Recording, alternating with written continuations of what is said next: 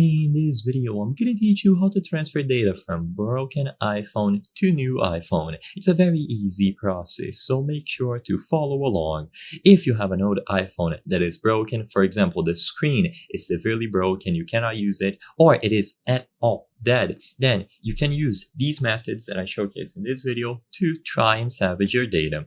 The main one, as you can already tell, is going to be with iCloud. Now, of course, if you didn't do an iCloud backup before your iPhone broke down, then sadly there isn't much that you can do to get this backup done.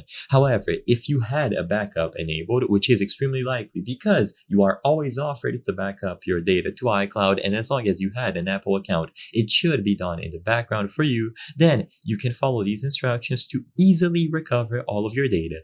You don't even have to access the old iPhone. So what you have to do on the new one is to go into the Settings app and sign in using your Apple ID. So at the top, you should see the option to sign in using your Apple ID. If you are still setting up the iPhone, then you will get this prompt as you go through the setup process. And once you sign into your Apple ID, you will see iCloud available here. Usually, as soon as you sign into an Apple account, all of the data will be restored on the background, so you don't even have to do these manual steps that I'm showcasing here.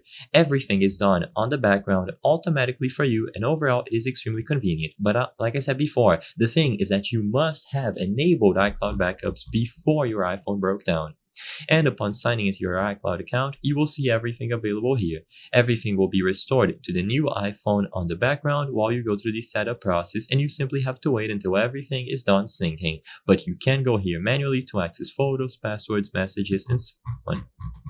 Now, if you didn't have the iCloud backup, there are still ways in which you can salvage the data. For example, if you previously connected the old iPhone to a PC or a laptop, and you gave it trusted access, then you simply have to use a USB cable to plug it into those devices again.